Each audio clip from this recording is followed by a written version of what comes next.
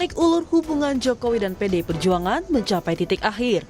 Pasalnya, Sekjen PDIP Hasto Kristianto menegaskan bahwa Jokowi dan keluarganya bukan lagi bagian dari keluarga PDIP.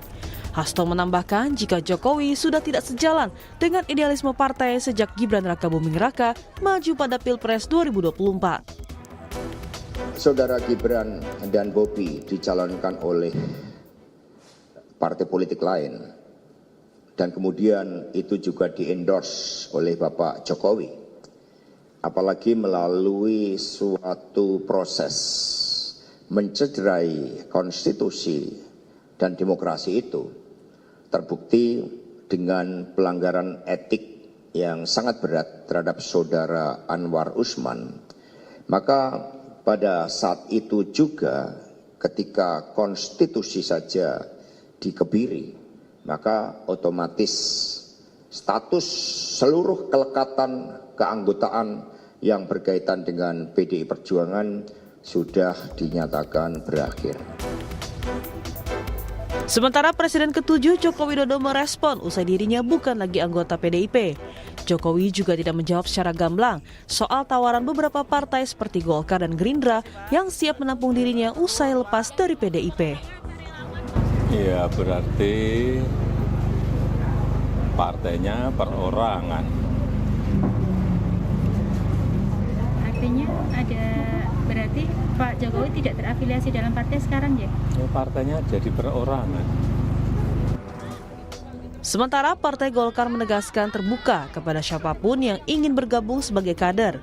Hal itu merespon pemecatan Presiden ke-7 Joko Widodo beserta 2 anggota keluarganya sebagai kader PDI Perjuangan. Kita akan menyampaikan bahwa sikap karakter Golkar sebagai sebuah partai adalah terbuka. Golkar ini adalah partai rakyat, bukan milik keluarga, dan tidak ada pemegang saham terbesar. Dan kalau kita lihat dalam perspektif dunia usaha, ini adalah go public. Siapa saja mau masuk silakan. Yang penting sama-sama punya niat motivasi untuk membesarkan Golkar. Itu aja, tidak ada masalah. Lalu, apa langkah Jokowi usai tak lagi menjadi kader PDI Perjuangan? Meski sejumlah partai terbuka agar Jokowi bergabung? Tim Liputan, Kompas TV.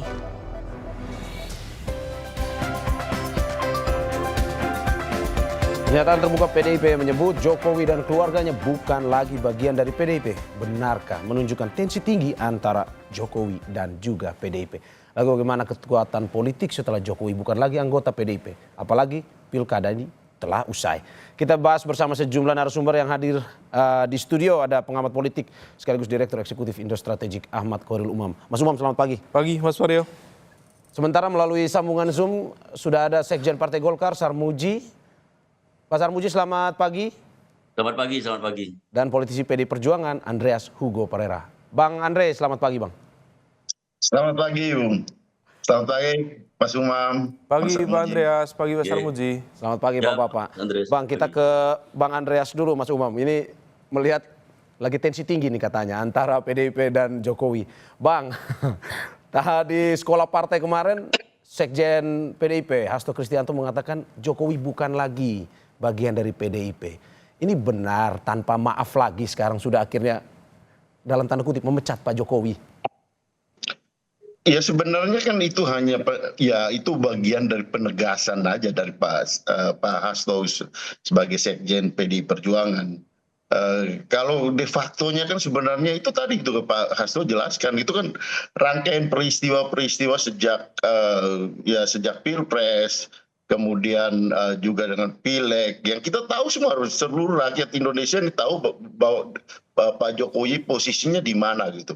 Pak Jokowi ya men-endorse anaknya untuk menjadi calon wakil presiden, kemudian dengan cara yang kita semua tahu di MK dengan mengorbankan ketua MK melanggar kode etik MK, terus kemudian juga di tengah Pileg kemarin beliau juga mengkampanyekan partai anaknya PSI.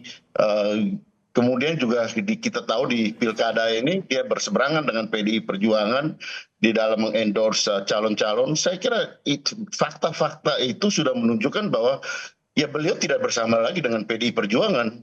Dan beliau yang meninggalkan PDI Perjuangan, dan itu sejak setahun lebih terakhir ini gitu. Jadi bukan hal yang baru lagi, dan kalau mau bilang ketegangan sebenarnya juga sudah berakhir. Kan pilkada sudah selesai, calon puncak, salah satu puncak dari pilkada ini yaitu di DKI Jakarta, di mana calon yang di-endorse oleh Pak Jokowi juga ya tidak memenangkan proses pilkada di DKI. Kita semua tahu bagaimana Pak Ridwan Kamil diinikan ke Jakarta, harus digeser ke Jakarta untuk kemudian dicalonkan. PDI Perjuangan hampir tidak mempunyai calon, tapi karena perubahan dari undang-undang pilkada. Nah, semua ini kan kita tahu bagaimana peran dari Pak Jokowi ketika itu gitu. Oke, Bang. Jadi Bang Andre, tapi kenapa baru sekarang pertanyaannya? Bang Andre, kenapa baru sekarang pertanyaan? Secara tegas PDIP akhirnya menyatakan bahwa Jokowi bukan bagian dari PDIP lagi. Dari dulu juga kami selalu mengatakan itu gitu, bahwa dia kan soal formalitas dia belum menyerahkan kartu anggotanya aja gitu. Tapi secara de facto beliau sudah meninggalkan PDI Perjuangan, dan kami tidak membutuhkan beliau untuk bergabung di dalam keluarga besar PDI Perjuangan, karena bukan hanya meninggalkan tapi juga berupaya untuk mengerdilkan partai ini. Itu yang seperti yang dijelaskan oleh Pak Andi Wijayanto gitu. Jadi bagaimana orang keluar dari partai kemudian berusaha untuk membakar rumahnya sendiri gitu. Ini kan peristiwa yang tidak pernah terjadi. Saya belum pernah mendengar ada politisi yang kemudian diusung sampai menjadi presiden terus kemudian meninggalkan partai dan mau membakar partainya sendiri gitu. Dan ini terjadi pada beliau gitu, dan ya tentu fakta-fakta ini yang mendelegitimasi dirinya sendiri sebagai politisi. Silakan kalau ada partai yang lain mau menerima beliau, ya kita tidak berkeberatan dan bahkan lebih baik gitu. Oke, Bang, tetapi secara keanggotaan, apakah benar ini sebagai sebuah pernyataan tegas bahwa memecat? Karena kemarin Pak Jokowi sempat bilang saya masih punya loh KTA-nya. Dia masih punya KTA karena dia belum menyerahkan. Berarti memang sebenarnya pecat, tetapi Pak Jokowi sendiri ya belum secara pribadi menyerahkan itu ya, belum mengatakan bahwa saya keluar dari PDIP. Ya itu tanya ke beliau lah. Oke, Bang, kita ke Pak Sarmuji, Sekjen Partai Golkar. Pak Sarmuji, tadi kata Bang Andre, silakan saja kalau mau keluar, bahkan lebih baik lagi, silakan partai yang mau menerimanya. Golkar secara tangan terbuka kah? Ya, Golkar memang partai yang terbuka ya, partai yang keanggotaannya itu siapa saja bisa masuk. Ya syaratnya adalah setia pada Pancasila dan Undang-Undang Dasar Negara Republik Indonesia tahun 1945, lalu tentu saja bersedia mengikuti segala aturan yang ada di Partai Golkar, sudah cukup. Golkar, jangankan Pak Jokowi, orang yang barangkali levelnya setingkat RT saja, kalau masuk ke Partai Golkar kita sambut dengan tangan terbuka. Saat ini Pak Jokowi adalah orang yang bebas, orang yang merdeka, bebas menentukan pilihan, bebas untuk berserikat dan berkumpul, dan itu dijamin oleh Undang-Undang Dasar.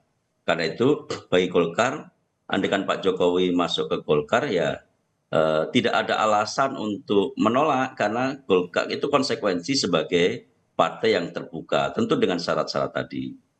Oke, berarti ini pernyataan politisi sebenarnya Mas Umam. Sebenarnya Golkar secara tegas kalau kita bilang apakah memang mungkin sebenarnya Jokowi ini punya peluang sebenarnya, Pak Sarmuji, untuk masuk ke dalam Golkar dan bergabung bersama Partai Golkar? Ya tentu saja punya peluang. Kenapa? Orang dia merdeka, dia tidak kena sanksi pidana, dicabut hak politiknya. Jadi ya peluangnya ada, selalu ada. Peluang itu juga sebenarnya ada juga pada partai yang lain juga. Ya. Jadi buat Golkar itu nggak ada problem yang serius gitu. Oke. Saya ke Mas Umam. Mas Umam, ini melihat pernyataan Bang Andre membakar rumah sendiri katanya, politisi. Ini menggambarkan Pak Jokowi. Ini melihat tensi tinggi sudah mulai terjadi saat ini setelah Pak Hasto mengeluarkan pernyataan itu atau gimana? Ya, poin yang disampaikan oleh Bang Andreas tadi, saya pikir itu memberikan sebuah judgement ya yang cukup kuat mengenai positioning dari PDIP dan juga relasinya dengan Pak Jokowi. Memang ini menjadi agak unik karena memang PDIP selama ini seolah kemudian belum menunjukkan ketegasan terkait dengan status keanggotaan Pak Jokowi. Memang kalau misalnya status keanggotaan seperti Bobi itu clear, bahkan permintaan untuk mengembalikan KTA termasuk dengan Mas Gibran ya, itu waktu itu cukup clear. Tetapi Pak Jokowi sendiri itu belum ada satu statement khusus ya, kalau misal kita rujuk di timeline sebelumnya, belum ada satu statement khusus yang dialamatkan kepada Pak Jokowi. Maka husnudonnya, kenapa Pak Jokowi masih menyimpan KTA PDIP, salah satunya ya memang karena belum ada peringatan dan juga belum ada permintaan secara terbuka. Tetapi ini menjadi penting, mengapa kemudian baru dikeluarkan saat ini? Nah, salah satunya bagaimanapun juga ada proses dinamika yang sangat luar biasa, terutama terkait dengan kalkulasi kekuatan politik di Pileg, kemudian Pilpres dan juga Pilkada. Kalau misal selama ini praktis 9 tahun ya berjalan, relasi antara PDIP dan Pak Jokowi memang tidak terpisahkan. Nah, oleh karena itu tentu di basis simpatisan juga relatif memiliki overlap. Kalau misal kemudian ketegasan PDIP yang kemarin disampaikan oleh Mas Hasto, Sekjen PDIP, menyatakan jauh-jauh hari sebelum pemilu, Pileg konteksnya, atau sebelum Pilpres atau bahkan sebelum Pilkada, maka kemungkinan akan berdampak secara elektoral terhadap hasil dari kontestasi itu. Maka praktis disampaikan secara terbuka oleh Mas Hasto beberapa hari setelah Pilkada. Nah, adapun kemudian kalkulasinya, tadi poin yang disampaikan oleh Pak Andreas itu sangat kuat sekali, membakar rumah sendiri. Karena apa? Di banyak lokus ya, terutama dalam konteks Pilkada ini, ada kecenderungan untuk mengkorner PDIP. Dan hal itu terkonfirmasi di beberapa wilayah dengan basis populasi yang besar, terutama di let's say Jawa Timur, Jawa Tengah, kemudian apa yang terjadi di Banten, Lampung, dan lain sebagainya. Nah, kalau misal kemudian ada semacam upaya untuk mengkorner, memojokkan PDIP, terutama di basis Jawa Tengah.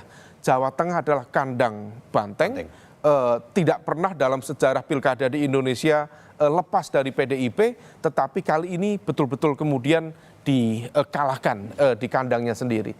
Maka kalau misal kemudian ada rekalkulasi atau bahkan diekspresikan dalam bentuk ketegasan, pemecatan secara terbuka disampaikan oleh Pak Hasto sebagai sekjen, maka itu adalah sebuah konfirmasi bahwa inilah yang namanya cerai talak 3 antara PDIP dengan Pak Jokowi yang rasa-rasanya karena luka yang begitu dalam. Berarti sudah nggak ada kata maaf nih, Mah. Ya, kalau talak 3 sudah tidak bisa itu diperbaiki. Kecuali bagaimanapun juga ya, politik itu kan selalu cair ya, selalu memungkinkan dengan segala kemungkinan. Dengan dinamika yang begitu besar, luka yang cukup mendalam, tentu kalau misal kemudian akan terjadi rekonsiliasi, tetap bisa saja, tetapi dibutuhkan sebuah energi dan juga momentum yang juga tidak kalah besar. Nah, ini yang tampaknya per hari ini belum ada tanda-tanda mengarah ke sana. Belum ada tanda-tanda, tetapi Pak Jokowi sendiri sudah merespon. Ini pernyataan dari Pak Hasto yang mengatakan bahwa bukan bagian dari PDIP, tetapi respon dari Jokowi adalah ini partai perorangan. Partai perorangan. Nah, ini maksudnya dalam arti bahwa mau mengatakan bahwa saya akan seorang diri tanpa bergabung dengan partai, atau sebenarnya mau menyindir PDIP sebenarnya? Ya, memang statement dari Pak Jokowi ini cukup unik ya. Saya tidak tahu, barangkali ini adalah bagian dari ekspresi kelihayan beliau untuk berolah kata. Tetapi begini, bahwa menggunakan terminologi partai perorangan ada cukup banyak tafsir. Pertama, barangkali itu adalah ekspresi kepanikan, sehingga kemudian menggunakan terminologi yang kita sendiri juga tafsirnya cukup beragam. Ini maksudnya apa? Nah, tetapi bisa saja beliau ingin menyampaikan bahwa partai perorangan itu bisa dimaknai dua hal. Tadi Mas Mario menyampaikan, ya ini sifatnya ya partai dan saya sendiri, atau ini adalah sebuah sindiran terbuka terhadap PDIP. Karena dalam konteks ini bisa saja kemudian sebagai respon kekecewaan, respon atau serangan balik Pak Jokowi kepada PDIP, bisa dimaknai juga sebagai sebuah penegasan seolah kemudian PDIP yang berada di bawah konstitusi partai, di bawah kepemimpinan yang sifatnya dengan komando yang tegas ya, yaitu di bawah Ketua Umum Bu Mega, maka seolah kemudian dipersepsikan sebagai partai yang seolah dikendalikan, dikontrol oleh perorangan atau individu saja. Maka tafsirnya cukup beragam, tetapi apapun tafsir itu semakin menegaskan bahwa inilah titik pisah yang sebenarnya antara PDIP dan Pak Jokowi yang selama ini dispekulasikan banyak pihak, dan ini adalah momentumnya. Oke, saya ke Bang Andre. Bang Andre, ini bagaimana merespon dari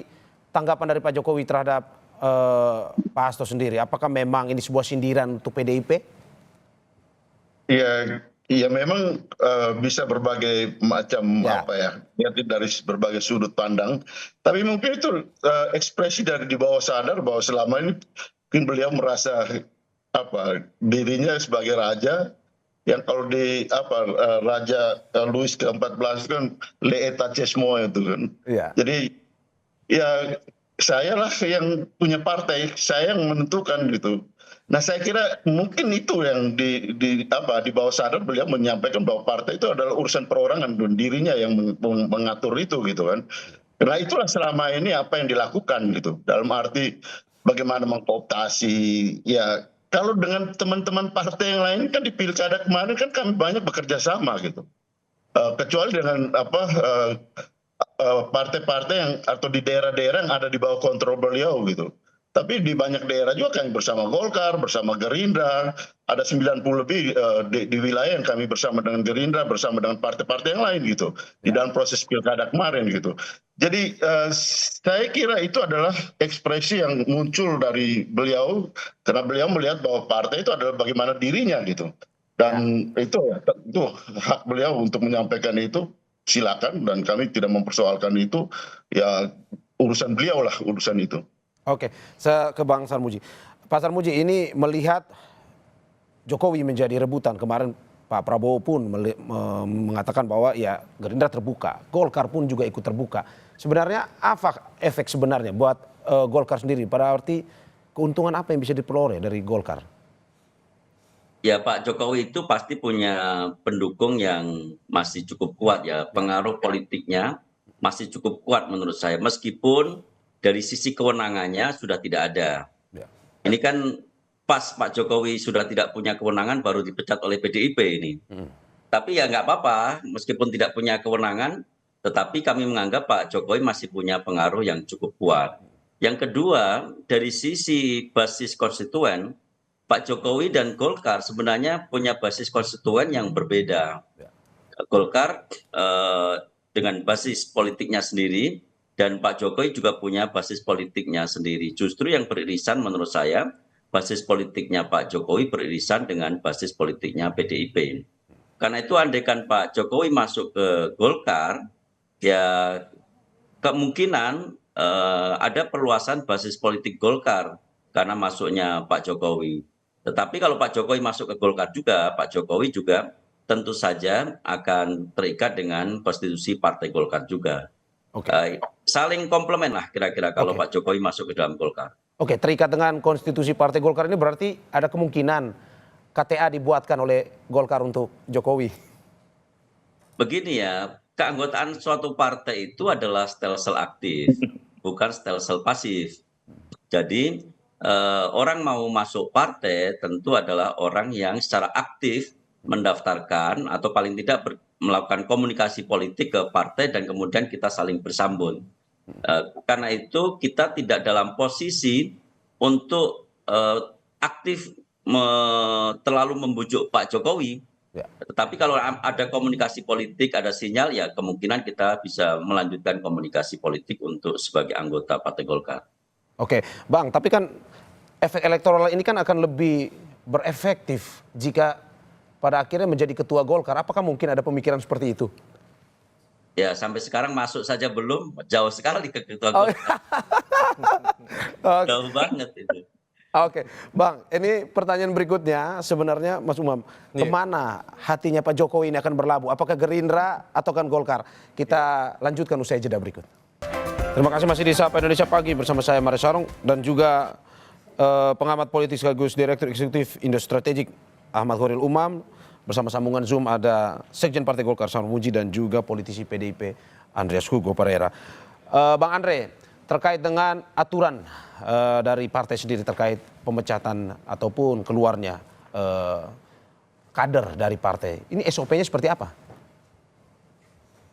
Ya kan kita lihat tadi saya sudah katakan bahwa secara de facto Pak Jokowi sendiri yang meninggalkan PDI Perjuangan gitu dengan ya kita lihat tindakan-tindakan yang dilakukan selama ya sejak sebelum Pilpres, kemudian Pilpres, di dalam proses Pilpres, kemudian di dalam proses Pilkada, juga beliau mengkampanyekan partai lain di Pileg kemarin. Kan kita semua lihat di televisi termasuk di Kompas TV juga kan, beliau mengendorse, mengkampanyekan partai anaknya gitu. Jadi sebenarnya secara de facto beliau sudah meninggalkan PDI Perjuangan, bahkan ada upaya-upaya yang ya dilakukan secara di belakang layar untuk ya yang tadi saya katakan membakar PDI Perjuangan, membakar rumahnya sendiri gitu, rumah yang pernah membesarkan dia gitu. Bagaimana kita bicara soal keanggotaan atau bagian dari partai ini gitu. Jadi ya kalau sekarang beliau mencari partai ya itu urusan beliau. Kalau secara de jure-nya? Ya secara de jure dia belum menyerahkan KTA-nya kan. Berarti harus datang dan membawa KTA dan menyatakan saya ingin mundur begitu ya? Ya seperti yang kader-kader yang lain kan gentleman seperti itu. Oke, saya ingin merespon sedikit ke pernyataan dari Ketua DPP PDIP Ganjar Pranowo yang mengatakan bahwa Ara Sirait katanya lebih gentle dari Pak Jokowi karena menyerahkan langsung KTA-nya ke kantor. Ini benar bahwa Pak Jokowi kurang gentle nih Pak? Orang bisa menginterpretasikan seperti itu. Ya banyak gimmick, banyak pura-pura, ini bicara dengan bahasa yang ya dengan banyak hal yang mungkin menjadi interpretasi. Saya kira kita semua tahu bagaimana gaya dan perilaku politik ya tiap elit-elit politik ini gitu. Sehingga saya kira ya pengamat pun bisa menilai itu gitu, bagaimana beliau dengan behavior politiknya gitu selama ini. Jadi ya buat PDI Perjuangan tidak ada nilainya lagi gitu. Tidak ada value yang dibawa di dalam partai PDI Perjuangan yang ya kita mengedepankan etik, moral di dalam berpolitik. Ya secara formal dia bisa mengatakan bahwa ya atau bisa dilihat bahwa dia setia pada Pancasila dan Undang-Undang Dasar, tapi faktanya kan Undang-Undang Dasar sendiri, undang-undang sendiri diobrak-abrik sama beliau gitu. Jadi ya silakan kalau partai yang lain mau menerima beliau dan kemudian ya menjadikan beliau ketua umum, ya itu urusan beliau gitu, dan partai-partai yang lain. Oke, saya ke Pak Sahrul Muji. Pak Sahrul Muji, sampai saat ini seberapa sinyal kuat Pak Jokowi bergabung dengan Golkar? Apakah sudah ada pembicaraan di luar yang kita mungkin tidak ketahui? Ya, sampai sekarang belum ada pembicaraan yang khusus mengarah Pak Jokowi masuk ke dalam Golkar ya. Sebenarnya kalau Pak Jokowi ini dipecat PDIP waktu jadi presiden, sebenarnya lebih enak buat Golkar ini. Sayangnya karena masih lebih berpengaruh ya. Iya, sayangnya dipecatnya ini setelah nggak jadi presiden gitu. Jadi tapi saya bisa sampaikan sampai sekarang belum ada pembicaraan tentang Pak Jokowi masuk ke dalam Partai Golkar. Tapi memang Pak Jokowi dan Golkar itu komunikasinya komunikasi yang baik ya. Semua kebijakan presiden dan kebijakan pemerintah selama Pak Jokowi menjadi presiden di backup oleh Golkar. Dan mungkin juga PDI waktu itu. Jadi hampir tidak ada hambatan komunikasi apapun antara Pak Jokowi dan Golkar. Seandainya Pak Jokowi memutuskan masuk Golkar, ya kira-kira ya tinggal masuk saja karena memang nggak ada hambatan komunikasi apa-apa gitu. Ya. Cuman tadi aja kita sebenarnya agak menyayangkan dipecatnya Pak Jokowi kok ya pas nggak jadi presiden. Setelah menjadi mantan presiden, berarti sekarang Golkar sudah tidak butuh-butuh sekali atau gimana sebenarnya?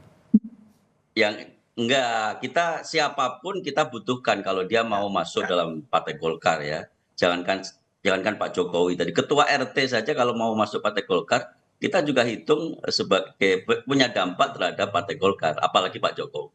Tapi kan ada Mas Gibran, maksudnya dalam arti bahwa yang saat ini sedang menjabat Wakil Presiden Republik Indonesia, apakah tidak merasa bahwa ini juga memberikan daya elektoral yang tinggi juga sebenarnya?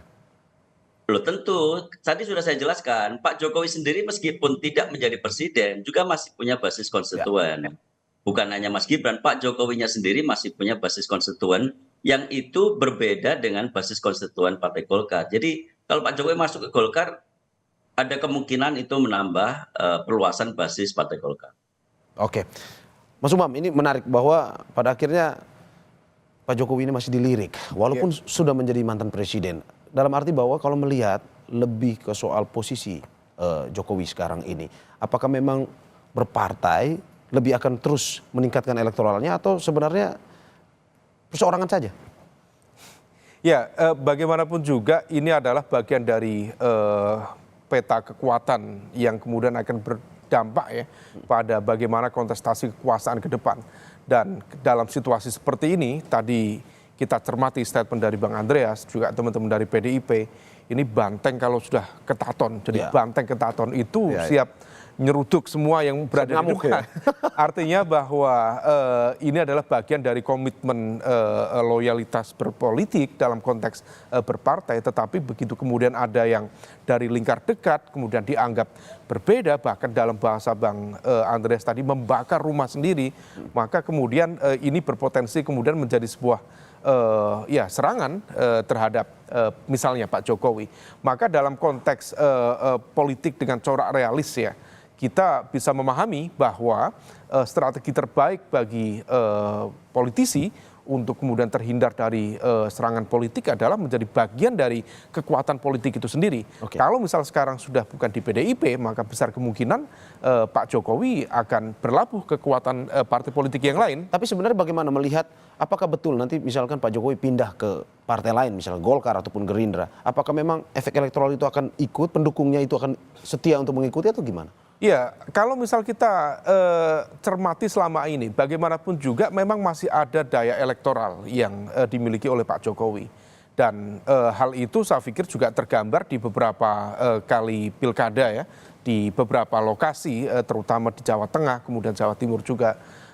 Dan di saat yang sama di level Pilpres kemarin juga bagaimanapun juga simpatisan yang selama ini memberikan dukungan dan juga loyalitasnya pada PDIP dalam konteks berpartai justru juga mengalami split mengikuti Pak Jokowi dengan dukungan yang kemarin diberikan kepada Pak Prabowo.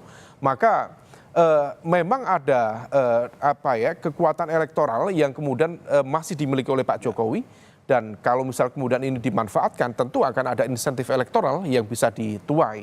Dan selama ini memang Pak Jokowi sangat identik dengan PDIP. Tadi kita hitung 10 tahun di Solo, 2 tahun katakanlah ya di Jakarta, kemudian 9 tahun di kekuasaan nasional, praktis 21 tahun. Tetapi ketika kemudian sekarang berpisah, maka ada ceruk massa yang sepertinya selama praktis 20-an tahun itu tergarap dan identik dengan kekuatan PDIP, kemudian ini siap mengalami shifting atau pergeseran signifikan. Berarti Anda mau bilang bahwa ini kerugian sebenarnya buat PDIP karena ditinggal pendukung Pak Jokowi yang lumayan sebenarnya. Dibilang kerugian dalam konteks elektoral bisa jadi ya, tetapi dengan situasi dinamika politik yang sudah seperti ini nasi sudah menjadi bubur, ya kalau misal kemudian tetap berada di PDIP juga untuk apa? Karena bagaimanapun juga ini sudah ada political chemistry yang sudah terpisah dan lukanya juga cukup dalam. Dan besar kemungkinan salah satunya memang ke Golkar. Dan Pak Sarmuji saya pikir tadi sudah menggelar karpet kuning ya untuk Pak Jokowi. Dan banyak juga yang kemudian memiliki cara pandang spekulatif. Jangan-jangan dinamika di dalam konteks suksesi kepemimpinan di Golkar kemarin dari Pak Erlangga ke Pak Bahlil itu adalah salah satu bagian dari transisi, operasi cipta kondisi untuk menyiapkan landasan bagi Pak Jokowi atau barangkali Mas Gibran untuk soft landing masuk ke dalam kekuatan politik baru yaitu Partai Golkar. Oke, Mas melihat terkait ini kondisi yang paling terakhir adalah fenomena pilkada. Melihat pilkada selesai, pesta politik selesai, ini bagaimana melihat langkah Pak Jokowi ke depan? Ya, Pak Jokowi rasa-rasanya barangkali ini masih proses pendinginan Ya. karena pasca berkuasa 10 tahun, tetapi kalau misal kita cermati positioning dari Mas Gibran sebagai wakil presiden, rasa-rasanya tidak akan berlama-lama untuk menjomblo. Nah, oleh karena itu kok sepertinya dalam waktu dekat akan segera berpihak dengan partai politik. Dan ini menjadi penting karena tentu saya yakin juga Golkar, kalau misal tadi disampaikan dalam konteks keanggotaan ya, partai itu sifatnya adalah aktif dari yang bersangkutan untuk datang dan lain sebagainya, tapi di saat yang sama Golkar rasa-rasanya juga cukup aktif untuk jemput bola, mencoba meyakinkan, memberikan perspektif yang lebih kaya supaya memastikan misalnya Pak Jokowi dan juga Mas Gibran masuk di Partai Golkar. Karena kalau misal itu dilakukan akan terjadi shifting yang cukup serius karena penguasaan basis Jawa yang praktis terdiri atas 120 atau bahkan sampai 150 juta DPT yang dalam pilkada kemarin itu hampir mayoritas dibabat habis kecuali DKI Jakarta, maka besar kemungkinan akan terjadi perubahan preferensi politik di basis pemilih, terutama di wilayah Jawa yang dikuasai oleh Kim, terutama Kim Plus itu. Nah, oleh karena itu apa yang terjadi ini menjadi ujian serius bagi PDIP, artinya ketika PDIP merasa di corner, maka kemudian dia bisa melakukan konsolidasi lebih kuat, lebih solid. Tetapi juga di saat yang sama, kalkulasi politik di lapangan pasca pilkada, PDIP sendiri misalnya yang sebelumnya menguasai 28 dari 35 kabupaten kota di Jawa Tengah, sekarang kehilangan 9, praktis tinggal 19. Nah, kalau misal kemudian ini tidak diantisipasi dengan baik, maka bisa saja mesin-mesin politiknya Pak Jokowi, baik yang berada dalam satu partai atau kekuatan politik yang lain, itu bisa mengubah arah preferensi. Nah, kalau tidak diantisipasi, tentu akan terjadi shifting yang cukup signifikan. Bang Andre, ini preferensi politik yang berbeda setelah pada akhirnya PDIP memecat Jokowi. Ada antisipasi yang dilakukan atau bagaimana sebenarnya? Sebenarnya apa yang disampaikan oleh Pak Sekjen itu kan sebenarnya penegasan dari proses yang terjadi selama ini. Jadi tidak ada hal yang baru bahwa beliau sudah tidak bersama dengan PDI Perjuangan itu sudah lama gitu. Dan kemudian kalau beliau mencari tempat yang lain, ya itu urusan dia, gitu, urusan beliau. Gitu.